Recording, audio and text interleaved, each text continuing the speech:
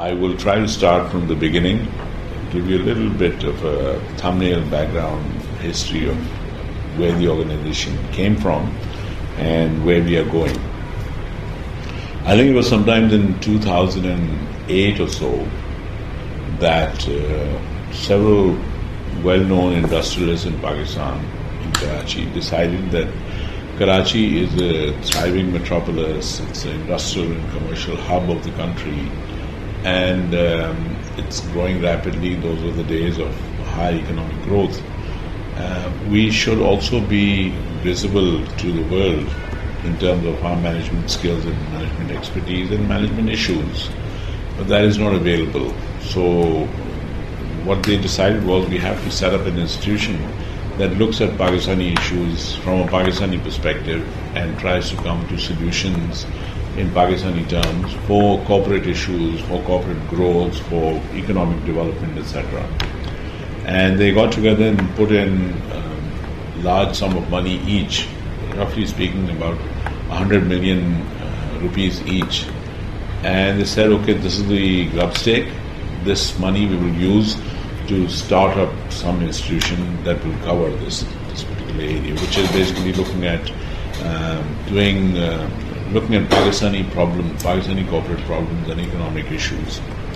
So that was done, and then they set up what is called the Karachi Education Initiative, which was established and registered as a non-profit company under the Companies Act.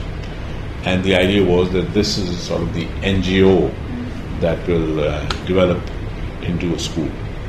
Now, obviously, these gentlemen who were chaired by Mr. Hussain Daud, who I'm sure that you know of.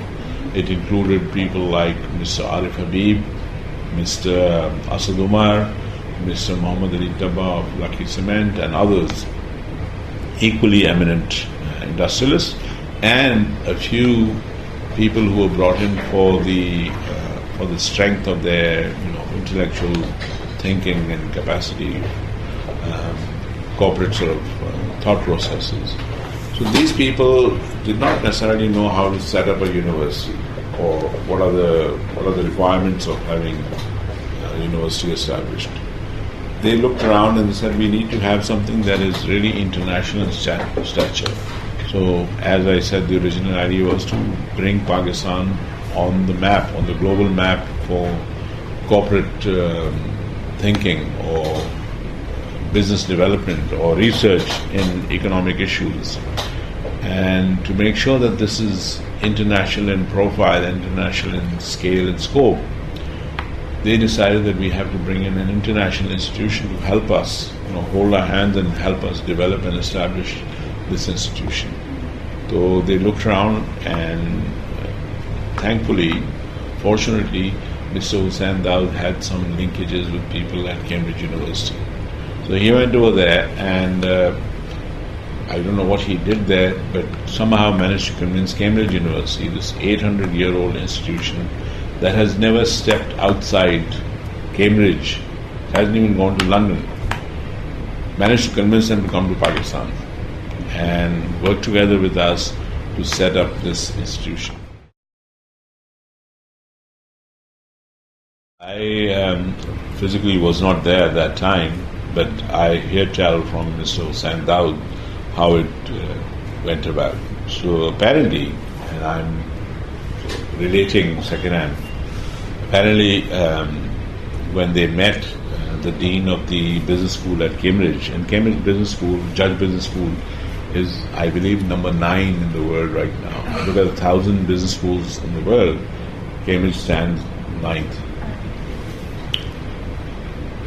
What the conversation basically was, okay, so you want Cambridge to come to Pakistan. Why should we come to Pakistan? We've never come outside Cambridge. What is it that Pakistan will offer? We have an offer a day coming in, asking us to be part of this initiative or that initiative, China, Dubai, etc., etc., etc. So Mr. Hussain Daud basically told him, we want to bring or take education to scale. And when he explained what education to scale meant to the gentleman who was the dean of the Judge Business School at the time. That person was convinced. Because the idea was that Cambridge, by coming here and participating in this sort of collaboration with us, is not going to be only delivering a small little program that really doesn't have any major global impact.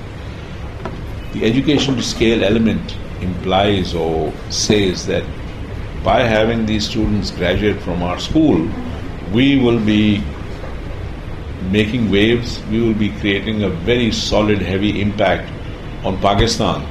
And Pakistan is not a small country.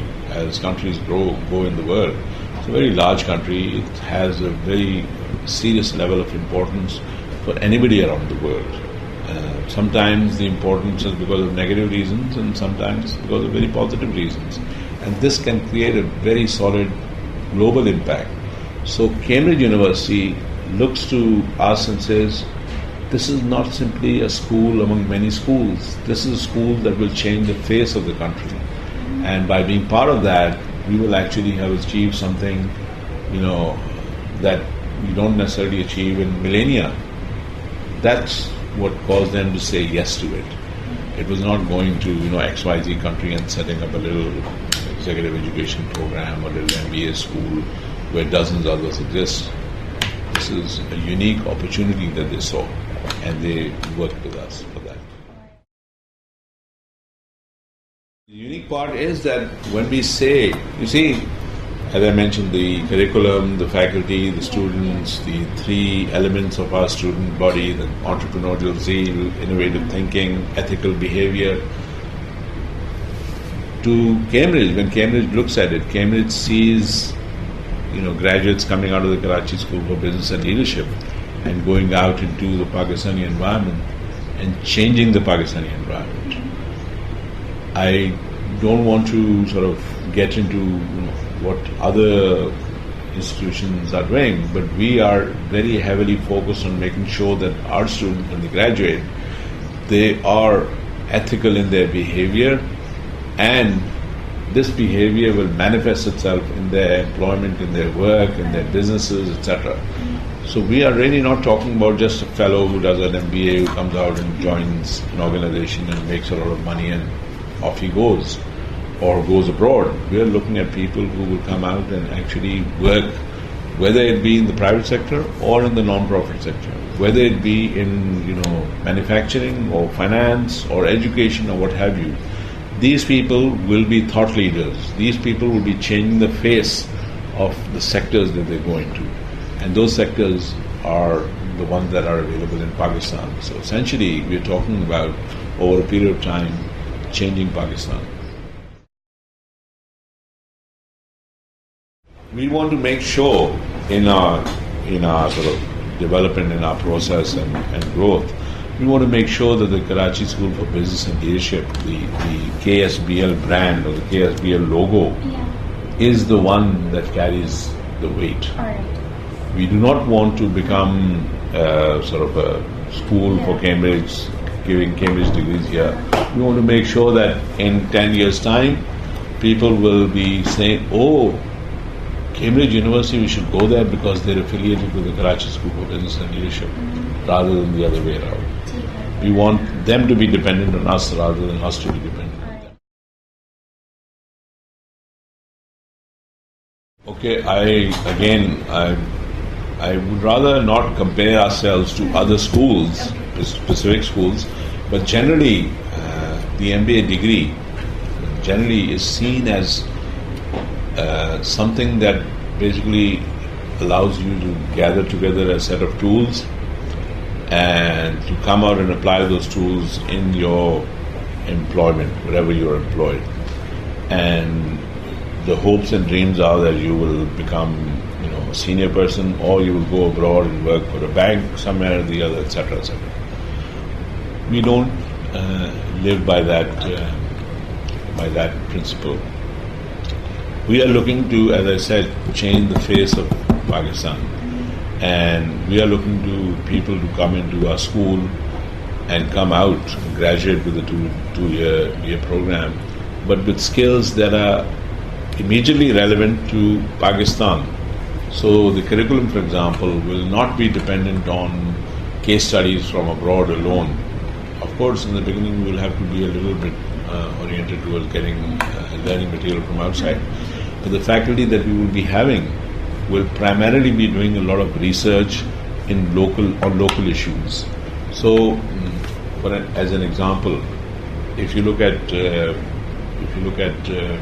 schools around Pakistan and maybe other parts of the world as well, MBA schools, you look at the faculty and you identify the number of hours they spend teaching in the classroom. I can assure you that it will be much more than the number of hours that we are looking at. In some cases, we have people who will be teaching maybe only 40, 50 hours in 1 year. 40 hours, 50 hours in 1 year means that they have all of the rest of the year available for doing relevant research on issues that Pakistan has. Okay. So, for example, we are an agricultural country. Our mainstay is cotton. Do we have any research on business issues regarding cotton cloth manufacturing, spinning, yarn making, made-ups, etc.? So no, we don't have that. Why not? Because often when you talk about supply chain, for example, dynamics, what often happens in the teaching process is that a case study from somewhere in the world is picked up on supply chain, and the case study comes with what is called a teaching note, and the faculty, who may or may not have anything to do with supply chain, delivers that to a class saying, okay, this is wisdom coming from abroad. It's a different matter that I just bought it for $5 and I'm delivering it to you, and this is the best knowledge there is. What we want is for the faculty to be doing research on our issues, on cotton, for example, or financial markets, or how to run a manufacturing facility at a time of load shedding. We don't have any research on what happens with load shedding and how do you bypass that, how do you keep alive with this thing, or gas load shedding. These issues will be the ones that the faculty will be researching, and these issues will be the ones that will be used as a basis for teaching in the classroom. So the students who come out of our school, KSBL, will not be saddled with some sort of knowledge or information that is not relevant in Pakistan. They will come out fully aware of the issues and fully aware of the possible solutions to these issues in Pakistan. That is what will make KSBL unique among schools.